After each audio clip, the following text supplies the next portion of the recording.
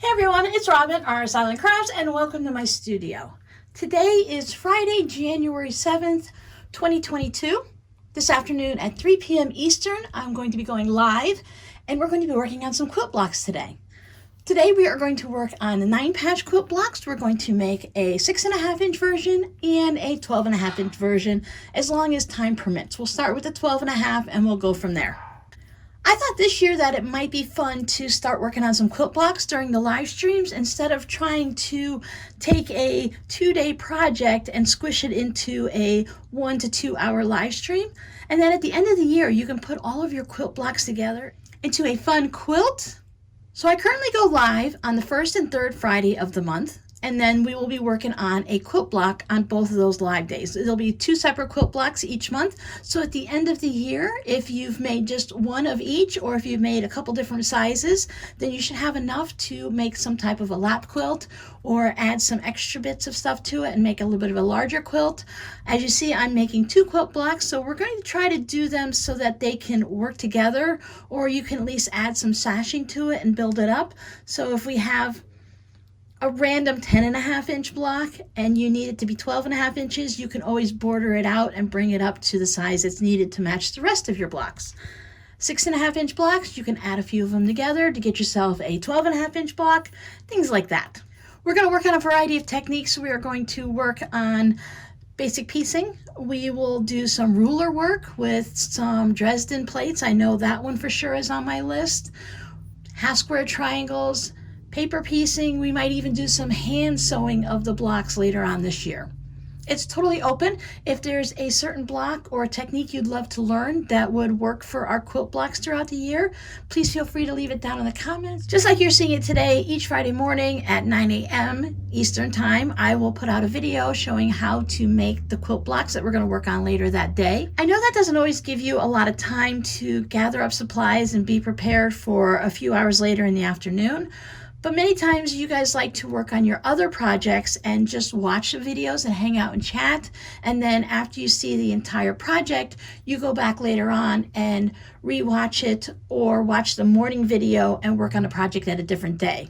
Most of the time they're going to be simple blocks, but we will build onto that as we go throughout the year and try to test our abilities and make them a little bit harder.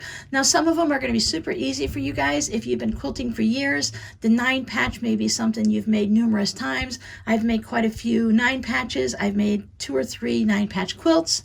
It's generally one of those standard blocks, but sometimes as quilters, we've been quilting for many years and we may not have made just a basic 4-patch or a 9-patch.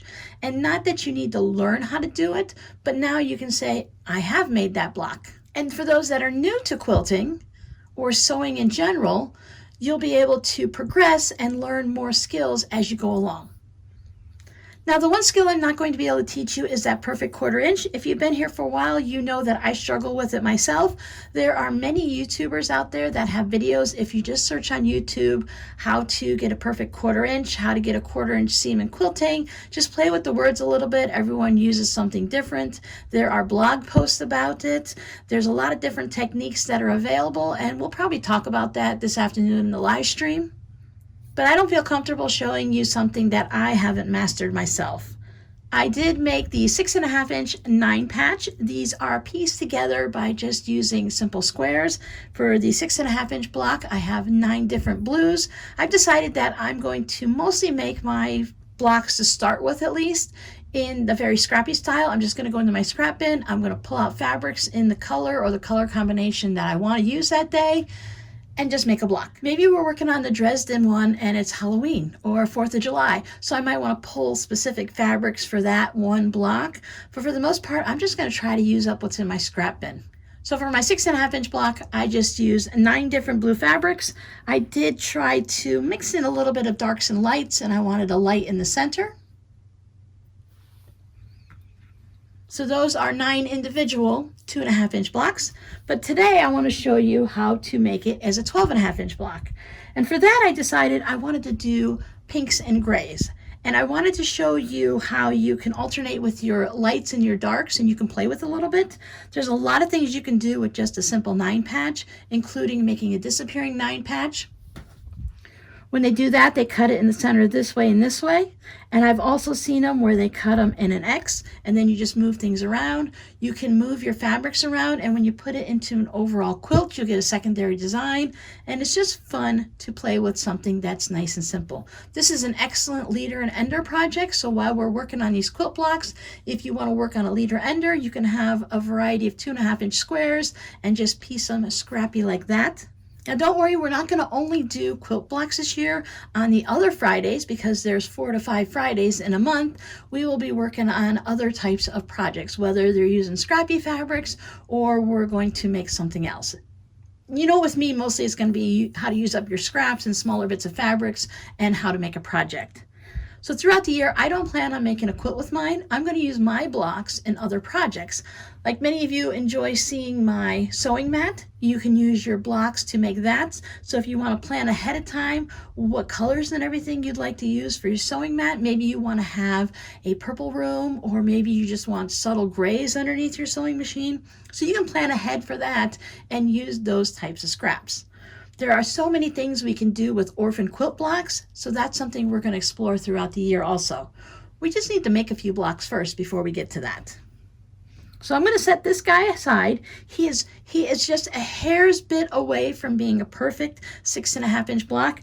If I line up two sides, this one is just 1 or 2 threads, and then this one is just about the same. So it's really close to being the perfect 6.5-inch block. If you're only making 9 patches and you're making them yourself on the same sewing machine, and all of your 9 patches, instead of being 12.5 inches, end up at 12.25, it's still going to be okay, because if all of your blocks are identical, if you're putting in 20 blocks for whatever you're making, a lap quilt or something like that, if they're all exactly the same size, all 12.25, it's going to work together. If you're swapping with friends and yours are 12.25 and theirs are 12.5, then that's not going to work out very well. They're going to have to either remake your blocks and use something else, or trim all of theirs down just a little bit. And that's never fun when you're swapping with friends or with just general strangers on the internet, because there are many swaps where you can swap blocks and stuff like that. So I have my pinks and my grays, and I picked something fun for my center square. So I have my dragonflies. And I chose to put my grays on these areas. I wanted my block to be more pink than gray. So for this one, I have 4 gray blocks, and these are 4.5 inches. My center block is 4.5 inches. Even though it's a fun novelty fabric, it's still from my pink bin, so that when I put my other 4.5-inch blocks around, I have 5 pinks and 4 grays, so there I consider it to be a predominantly pink block. And when you look at it, it's going to read pink. Now, how you sew your block together really becomes the quilter's choice. I like to take my center piece and put it over to the left, and then I'll line them up and I'll put them through the sewing machine, and I'll sew one right after the other. And that's where you can start with your 2.5-inch squares put together for your leader there, stitch them all together and put it at the end for your ender. That is something that I believe it's Bonnie from Quiltville does leader enders. Other people call them different things. I've never coordinated enough to do that, and I'm not always looking for a second quilt project while making the first quilt project, because I don't make that many quilts right now. So I just use a piece of scrap. I have 2 pieces of scrap fabric that are together. It's about 1.5 inches long and about 3/4 of an inch wide. It just happens to be scraps that I trimmed off of something else. And I put this in the machine first, and I let it sew through that. Then I sew there, and I have a second one that I'll put through there. And that just keeps it so I don't have to constantly cut my thread, because when you cut your thread and you start again, you usually end up having about this much that you end up cutting off, because if you go a little too short on it, you might end up having it pull out of your needle. And it also helps a lot of times to keep certain blocks, certain points and such, they like to get sucked down into the machine when you're stitching. And when you put this through first, it just seems to glide everything through nice and easily. So I'm going to go ahead and sew these 3 together, right sides together, making sure everything is lined up nice and correct. Keep everything, just in case I have directional fabric or anything special, I don't want to get it turned around anywhere. So make sure everyone is lined up nice. And I'm going to use a 2.0 stitch length. I like to have it just a little bit smaller, a little closer together, just to keep everything nice and tight and secure. So now before I take these over to press them, I'm just going to go ahead and put that last one down so that I have all 3 rows stitched together individually, and then I will press them, and then I will sew all the rows together. So I open everything up, and then I will put this onto here. Now, if you like, you can go ahead and use pins or clips. I've seen some people even like to put some dabs of glue if they have a hard time with things shifting. They use the little tiny applicator with that little metal tip that's about the size of a pin, and they put a couple drops of glue. And that might really help for those of you that have problems with them shifting, or if for some reason pins don't work for you, or you don't have the dexterity to hold it very well. So if you use that glue and let it dry and hit it with your iron and heat set it, then you'll be able to maybe slide it through a lot easier. Once again, you can get more information on YouTube or on other blogs on the internet where they go and do that. A lot of times it's very useful if you're using smaller pieces and very complex blocks, but for the 9 patch, I don't even use pins anymore. But if you need to use pins, you can put a couple in each one just to hold everything together. And also that way, as you're going from here to your machine, hopefully things don't get mixed around. Okay, everybody is all stitched together. So now when I take it over to press it, I will go ahead and still press each individual seam before I press any of the rows. And that's going to allow the stitches just to settle down into the fabric. When it first comes out of the machine, if you feel it, you can run your hands across it and you can usually feel the stitches. But after you give it a nice press, whether you use steam or not, I'm definitely a steamer, it's going to allow those stitches to settle down into the fabric, and that's going to give you just that little bit extra. Those that know that are smarter than me that make really nice quilts, they say that when you do that, it allows you to open this up to its full potential, because if the thread is raised, it's going to take up some space when you fold this over. So to help ensure that perfect 1/4 inch seam when we sew everything together, they say it's really important to go ahead and press each seam and let the thread settle down into the fabric. And then you can go ahead and press it open. It also warms it up a little bit and it makes it easier to finger press this open and then hit it with your iron. Now when I press these, my top row I'm going to press into the center. My center row I'm going to press outside. So both of these seams are going to go in and both of these seams are going to go out. And then both of these seams are also going to go in. And that's going to allow me to nest my seams as I stitch my rows together. That just means when I get to my pressing station, I'm going to set this down. And I'm going to look at it this way and I'm going to press this one over. And I'm going to press this one over so that my seams are both going to be on the outside. And when I press the top and the bottom, I'm going to press these into the inside. And as I said, that's going to allow me to nest it. So I'm going to give these a good press, and then I'll show you what I mean by nesting. Now for this block, I wasn't too worried about my layout as long as I had the dragonflies in the center. So these may or may not have gotten mixed up and twisted around while I was pressing it, but I'm not going to go back and watch the video to double check. That's one of the things you need to keep an eye on. If it's important for you to have a specific color or fabric in your corners, you want to make sure when you're done pressing it, because when I press it, I might press this one and spin it and press this one and then just not get it back in the proper order. So my seams are in, out, and in. You can always vary it and you can go out, in, and out. It's totally up to you. So now I'm going to stitch each of the rows together.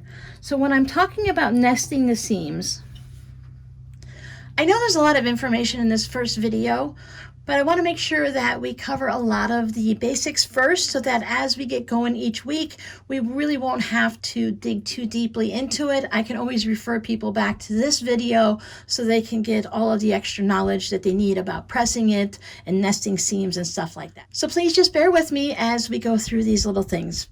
Maybe you might see something that you forgot about or just never heard before. So nesting the seams, I have this seam going to the left and this seam going to the right.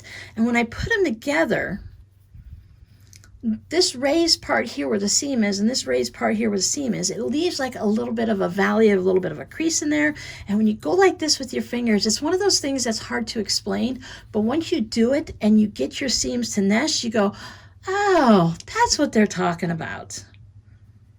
So this is a really good time that if you're a pinner and you're struggling with keeping everything together, I usually don't pin too much if, like I said, with just a 9 patch, but if I was doing a long row, probably even if I just had one more of these squares, you could put a couple pins in just to ensure that everything is going to line up.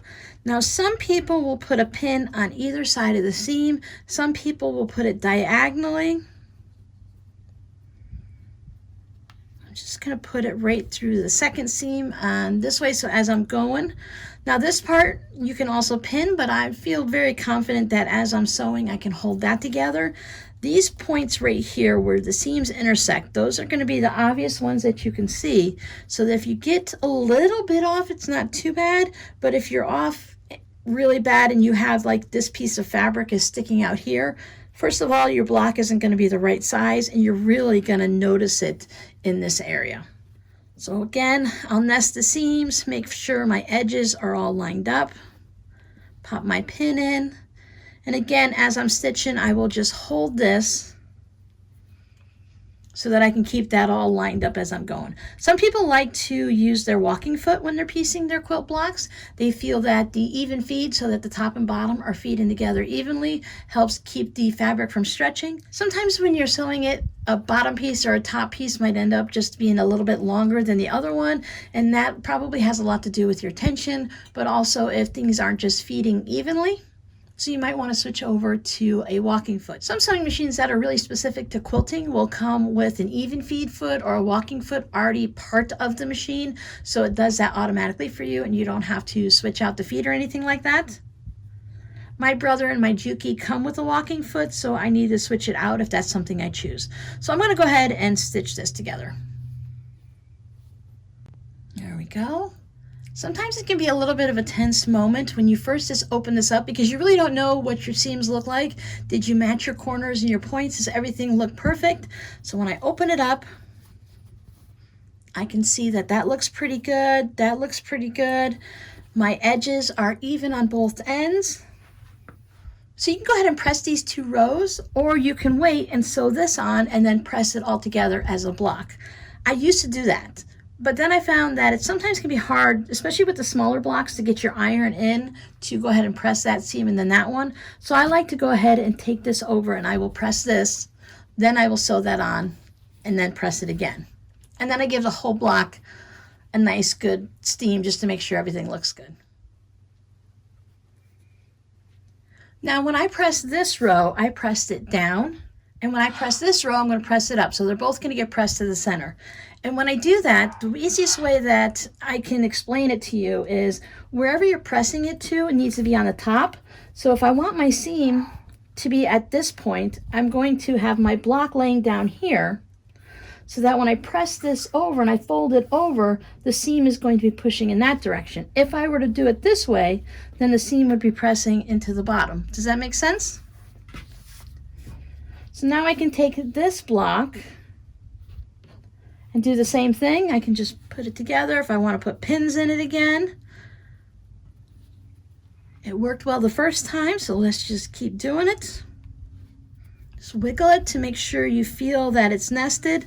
Sometimes I find that if it sits a little wonky, I need to just move it over and get it to nest almost all the way down, and it just helps this bit here to sit better. Because we're really only dealing with 1/4 inch to 1/2 inch here. Still sticking with my 2.0 stitch length, I'll go ahead and stitch this. And there it is, all finished. Now I plan on using a gray thread as my neutral thread through all of the quilt blocks this year. It's going to work well with the light fabrics. It's going to be fine with the darker fabrics. You can go ahead and switch it up per block. You can use a pink thread on this one or a blue thread on that one if you want. I've just decided to make sure I have enough bobbins and enough of one color thread that's just going to get me through the majority of the year. So let's see how close I am. If I line everything up at the 12.5 inch mark, Once again, I see that I am just a smidge off on just one side this time. So maybe about 1/8 of an inch off there.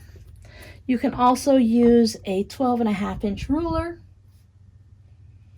Line it up and just see where everything sits. I can see that just over here, just a smidge, that is a little bit short. So as I'm going through the year, I'm also going to be working on my perfect 1/4 inch. This little bit doesn't bother me. When I look at this block now, I can see we're pretty zoomed in, but it's off just a little smidge there. And then if you look at this side, it comes over a little bit. So as I was sewing, or as I pinned it, something shifted a little, or my blocks weren't right. So if I look right here, I can see that this gray is not, the corners here aren't exactly perfect. Now, I'm mentioning this to you not because I'm upset that it's not perfect, but I have a few options. I can live with it as it is. It's pretty close, and as I'm stitching it, I'm going to be using a 1/4 inch seam allowance to stitch the next one, so I will just be a little scant on this block when I'm stitching it to another one, but I feel like the fabric is quality enough and that my stitches at the 2.0 should be small enough. I could always, if I'm paying attention and I put a little sticky note on it or whatever, I can maybe drop it down to a 1.8 just to hold it really nice and tight, so if I don't have to worry about fraying on that narrower seam. You're going to come across blocks where they tell you to use a scant 1/4 inch, so that you're going to use a thread or two smaller than an actual 1/4 inch, just to make everything fit perfectly. If you did use that perfect 1/4 inch, your block, even though you sewn all the seams perfectly, it's going to be a little bit too small. And many times that happens with more complex blocks that have a lot of pieces to it. But if this one would really bother me, now for me it's going to be fine. As I said, I can sew it to another one, but this is going to turn into something besides a quilt. Maybe I'll use this as my example when I do a disappearing 9 patch and I cut it up or something like that. But I can just go ahead and rip that seam, and I'd want to do that probably before I pressed it. I can open it up and just see how it looks and get an idea, but even after being pressed, you can still use your seam ripper and go ahead and take out that seam. Now for me, I would have to take out all of it, but maybe you were only off just a little bit right here. So if you take it back to about here, then you can fix that area. Maybe you had a little tuck in your fabric or something like that, or a little pucker that you didn't see. So you don't even have to take out the whole thing. You can go ahead and just seam rip past your problem, and then go ahead and give it a nice press, get it all good, take your loose threads out of there, clean it up nicely. Otherwise you'll have threads peeking out, little pieces of thread. And I don't know about you, but that really frustrates me. And then go ahead and pin it and restitch it. If you really do not like your block and it's just totally not going to work for you and you feel like, well, I'm just going to scrap it. Well, what you can do is you can trim it smaller if you want. You can turn this into a hot mat. You can turn it into a little quilt for a Barbie or a little teddy bear. So once you put binding on it, or you do it where you put right sides together and then flip it and then just sew up that little hole there, you're not even going to see if anything is off. And your little grandkids, the little children that you maybe want to donate it to the hospital or something with a teddy bear, they're not going to notice if your points aren't perfect. They're going to see that it's pink and gray and it matches their little pink teddy bear that you picked up for them, and they're going to think it's perfect. So we don't always have to stress about something that didn't go right. We just need to figure out what we're going to do about it. Are we going to fix it, or are we going to scrap it? Now, there are many times where I might have just been sewing a 4 patch and it just didn't come out right for whatever reason. And I'll be like, that's, you know what? I've tried. I've seam ripped it. This is really frustrating me. And if it's causing you a lot of stress, it's just not worth it, especially when we're working with scraps. Working with scraps allows me to say, you know what? I don't like it. I made it really, I mean, sometimes they say there's no ugly fabric, but let's just say it. Sometimes you can make an ugly block. So I can just take this and throw it in the trash and be done with it. Maybe you want to give it to one of your kids or your grandkids that are just starting to sew. Maybe they want to turn it into a fun coaster. They're not going to care. Or as I said, just toss it in the trash and move on and remake your block or move on to another block. We don't need stress when we're sewing and doing something that we're supposed to be enjoying.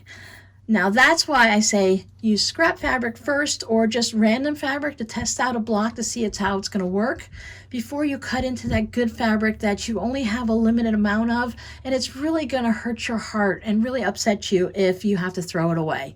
But these are just little 2.5-inch squares from my blue bin. My blue bin that's overflowing that I can always just find more. So if I have to scrap this, it's not going to hurt my heart as much. So I hope you enjoyed this, and I hope you're going to enjoy working on different quilt blocks with me throughout the year. So if there's a certain block that you'd like us to try out, please leave it down below in the comments. I will add it to my notebook. I have this fun little notebook, and I have a running list of blocks that we might be able to do throughout the year. I'm also working with my patrons, and we are also doing different blocks and such throughout the year. So I'm going to have a lot of quilt blocks to play with by the time the end of the year comes, because I'm going to have the 2 I made now, and this afternoon join me at 3 p.m. Eastern on the live stream, and I'm going to make 1 or 2 more. I'm going to have a lot of blocks. There's always many places that you can donate your blocks to. Project Linus will take blocks. Most of the chapters will take your blocks and turn them into quilts and then donate them to children in need, or for those that are in the hospital and stuff like that. So your code word for today is going to be fun. I plan on having lots of fun playing with fabrics and color and making these quilt blocks. I'm hoping to progress from some of the easier blocks to begin with and move us through to some things that are going to challenge me and challenge you in a variety of techniques. If you want to use this for a specific quilt, then you could always go and pick up several yards of a background fabric. I can't tell you how much you're going to need because I don't know what we're going to do on the next live stream, let alone what we might be doing in September. I don't make a lot of quilts. If you make a lot of quilts, you might know that most times they require you to get 3 yards of background fabric, so maybe get 5 yards of background fabric. If you plan on using a white or a black or a gray, it never hurts to have a little bit extra in your stash. Now, if it's a staple that you can get from fabric.com, Connecting Threads, Joann's, wherever, if it's just a solid or something like that, then you could always purchase more throughout the year. So I hope you join me in our little adventure here making quilt blocks, and I will see you guys later on this afternoon at 3 p.m. Eastern, and otherwise I'll catch it on the replay. Bye!